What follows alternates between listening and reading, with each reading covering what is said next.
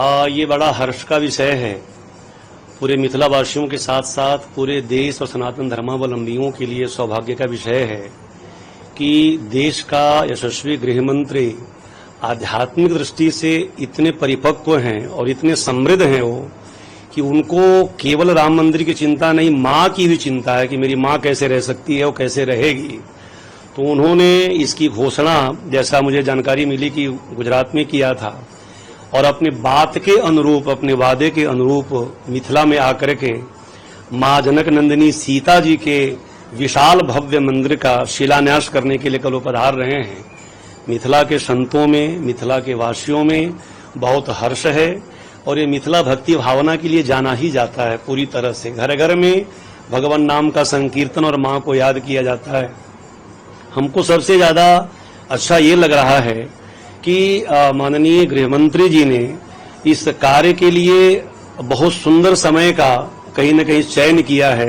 ये जो चल रहा है श्रावण मास, जहाँ भगवान को लोग झूला झूलाते हैं, तो अपनी पुत्री को भी जो है माताएं झूला झूलाती हैं। तो माँ तो चूंकि जगत की माँ है, जगदम्बा है, और उनको स्नेह के आंचल बिल्कुल लगता है कि यशस्वी गृह मंत्री जी के ऊपर माँ का आंचल पूरा है, स्नेह उनके ऊपर है। उनके हृदय का उद्गार व्यक्त हुआ और वो पूरा करने के लिए कल आ रहे हैं। हम सभी संत महात्मा मनीषी, यहाँ के गृहस्थ सभी लोग उनका स्वागत करने के लिए बहुत आतुर हैं, तत्पर हैं। उनके शुभ कर कमलों से इतना सुंदर कार्य कल होने जा रहा है। इसके लिए बस वाणी से केवल यही कहेंगे कि माँ उनको इतनी शक्ति दें, मिथिला के लोग उनको इतना आशीर्वाद दें, संत महात्मा इतना आशीर्वाद दें कि भव्य मंदिर ऐसे ही बने और देश में जितने भी मंदिर हैं, जो ऐतिहासिक भूमि है, सबका जो जीर्णोद्धार है, सबका शुभ संकल्प है, वो माननीय गृह मंत्री जी और माननीय प्रधानमंत्री जी पूरा करें। पूरा देश और पूरा सनातन धर्मावलंबी उनके साथ हैं। मैं आपके चैनल के माध्यम से सभी सनातनियों के लिए और देशवासियों को कहना चाहता हूं, तुलसी बाबा ने एक मंत्र लिखा रामचरितमानस में, उद्भव स्थिति संहार कारिणीम क्लेशहारिणीम सर्वश्रेयस्करीम सीताम नतोहम राम वल्लभाम।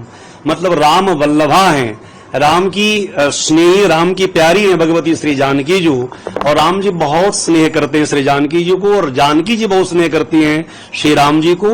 ये दोनों एक ही हैं, बस विग्रह दो हैं दोनों एक ही। और ऐसे भगवती श्री जानकी जो कि पावन जन्मभूमि पर आकर के माननीय गृह मंत्री जी शिलान्यास करने आ रहे हैं, और इतना शायद 800-900 या 1000 करोड़ रुपए का उन्होंने घोषणा किया है। आगे आवश्यकता पड़ेगी तो शायद और भी करेंगे। माँ से प्रार्थना है कि ऐसे देश के माँ के सपूत को पूरा आशीर्वाद मिले, शक्ति मिले, जिससे मंदिर बनकर के तैयार हो और देश विदेश के सनातन धर्मावलंबी आकर के माँ का दर्शन करके आशीर्वाद प्राप्त करें। क्योंकि माँ जानकी जगदम्बा हैं, वो उत्पत्ति भी करती हैं, पालन भी करती हैं, और दुष्ट जो हैं उनका संहार करने के लिए बहुत उनके अंदर क्षमता है और बल है। इसलिए माँ के दरबार में जो भी आएंगे सबका कल्याण ही करेंगी। वैसे तो कुछ दुष्ट भी हैं, आप देखते भी होंगे।